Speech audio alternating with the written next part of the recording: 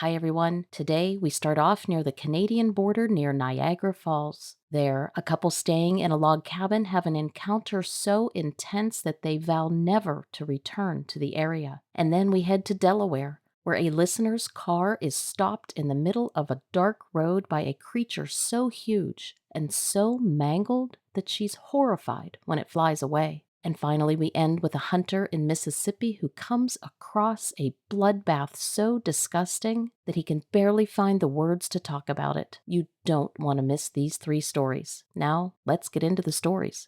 Thanks for being willing to hear my story because my friends are honestly sick of it.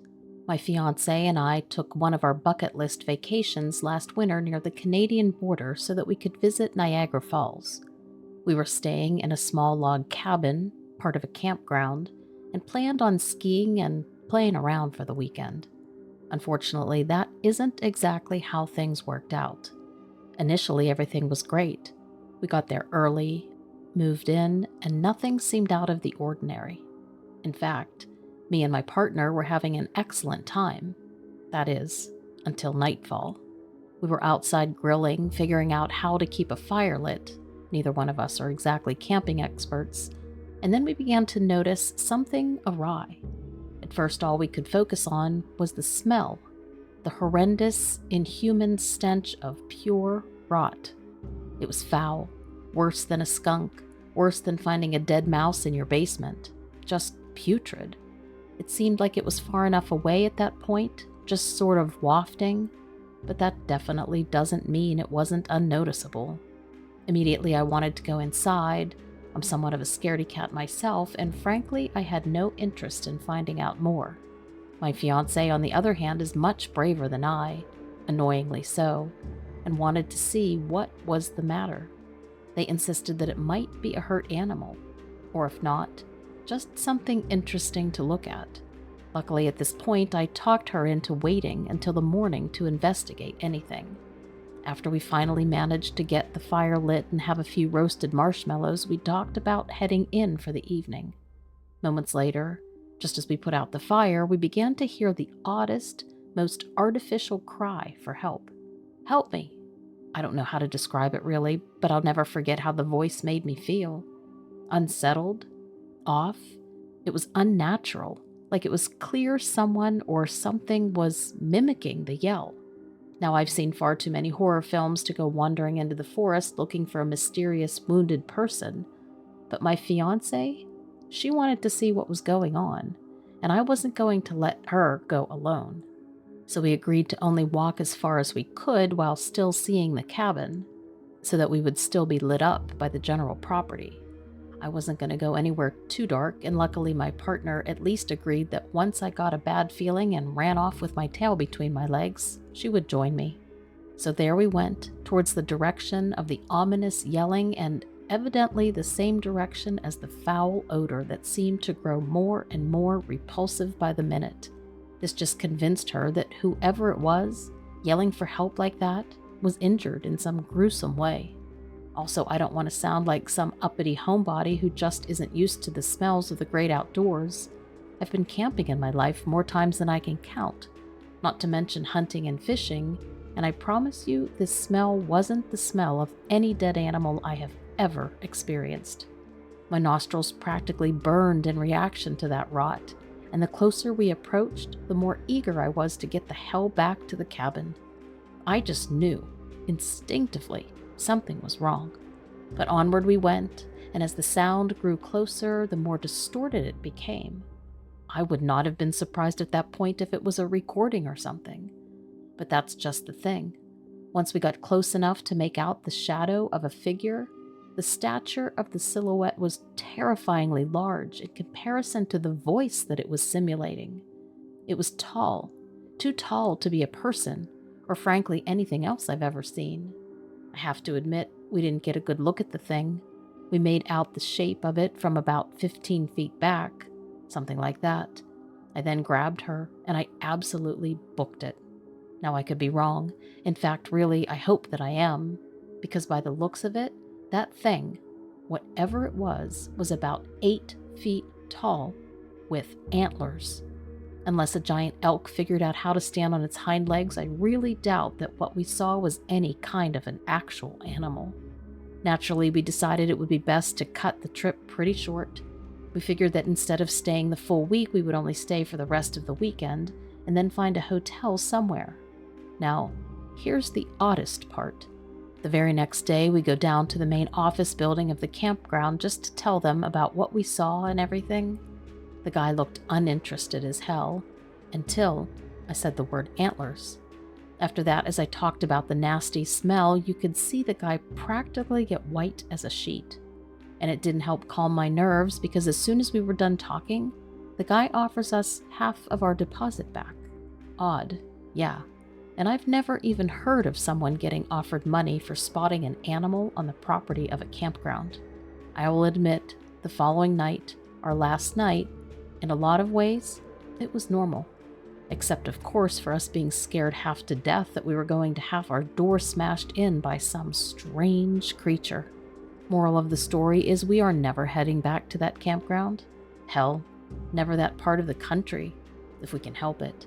Who knows what could have happened if we actually approached that thing. So just be careful when you're up in the east and watch out for that stench.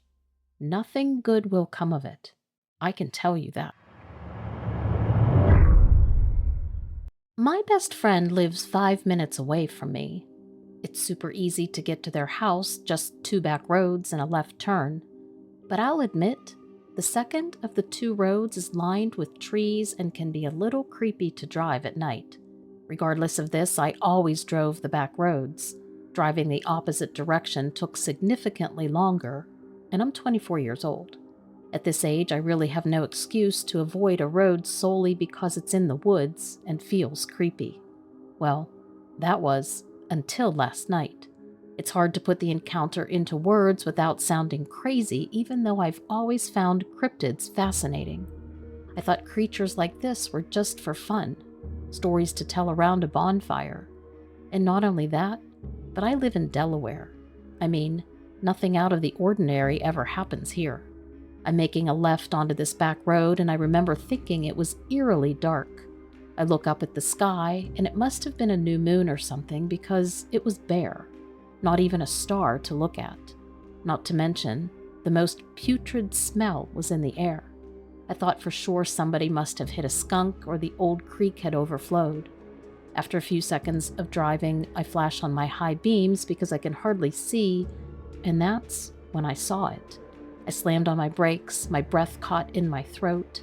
It was like, for a minute, everything stopped. It must have been every bit of 8 feet tall, reared up on its back legs in the middle of the road. I guess in situations like that, your brain does everything possible to explain away what you're seeing.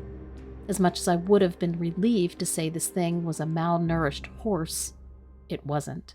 While its face did look like a horse, it had these horns protruding out of its head, wrapping backwards, almost like you'd expect to see on a goat. And while I can't be certain, it looked as though its skin was scaly, not furry, because of the way it clung to the bones underneath. Despite how skeletal this thing was, my brain was racing, seeking any explanation possible as to what it could be. And that's when its wings jutted out. They were bony, tattered, ripped in several places from what I could see. I obviously knew there was no way a bat could be this big, but perhaps the scientists were wrong, and pterodactyls weren't extinct. Like I said, my mind was trying to explain this away any way it possibly could.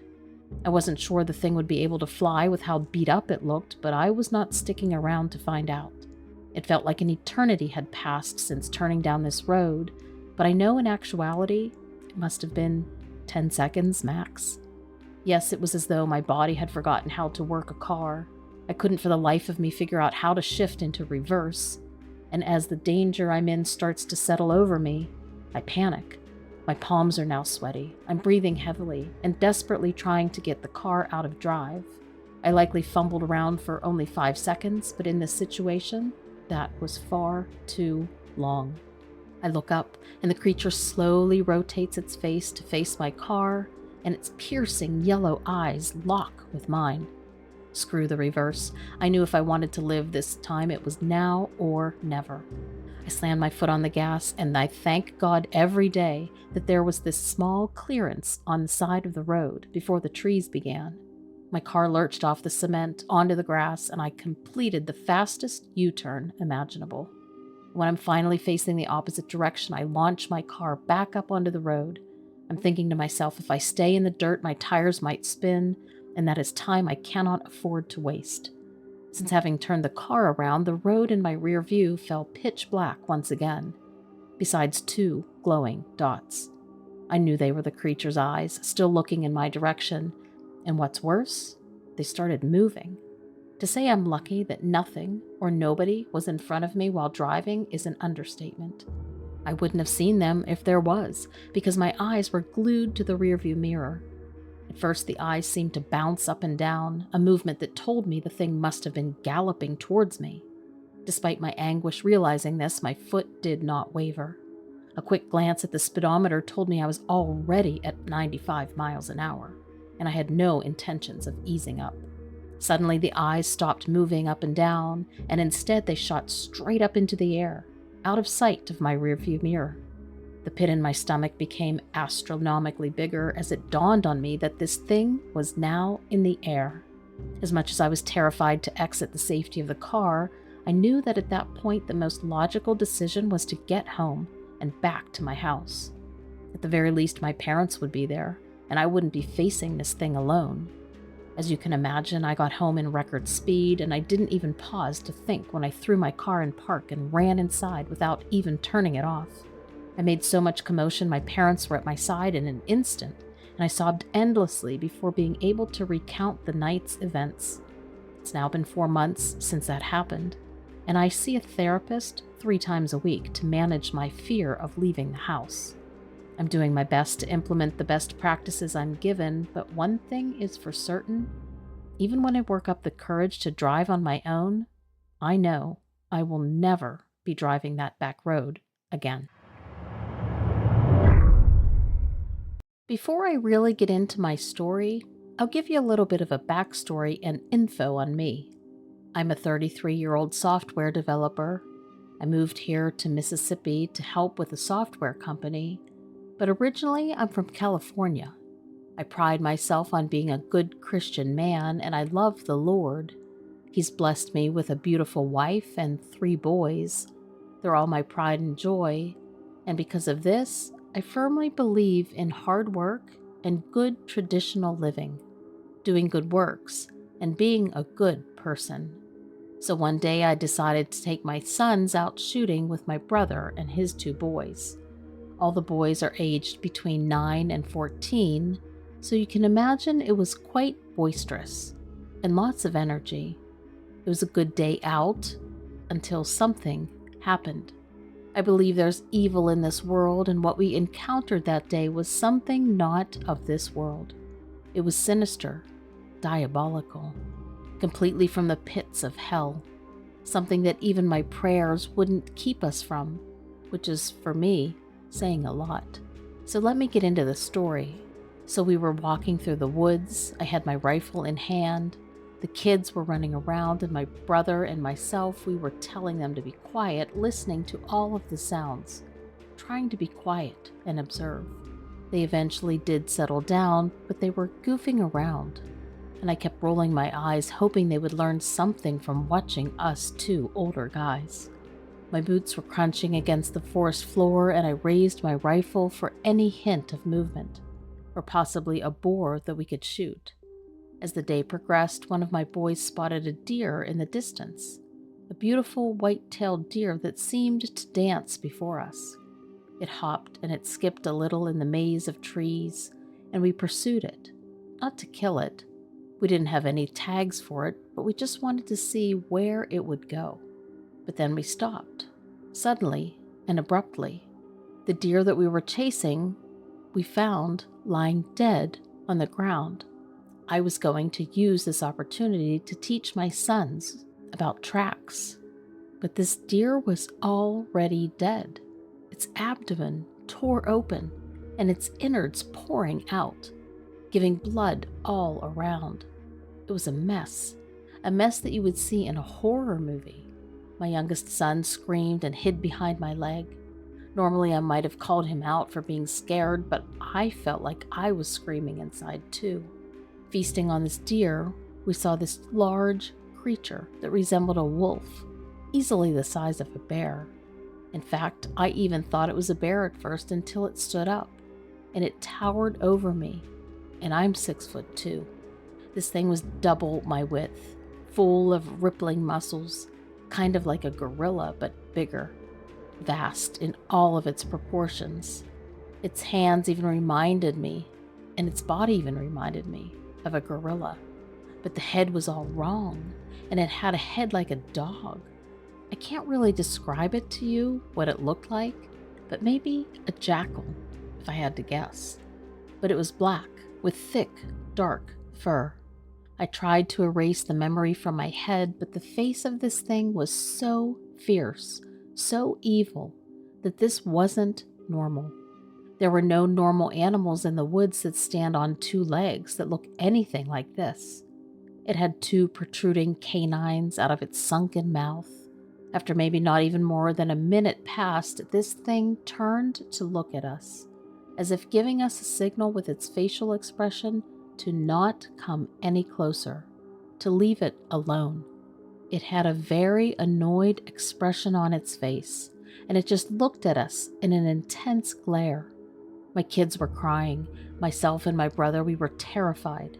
We slowly backed away as much as we could until it was completely out of view. And there, we very quickly made our way back to our car, hung up all of our equipment, and drove home silently, almost feeling traumatized, broken, and violated. My boys did not need to see that.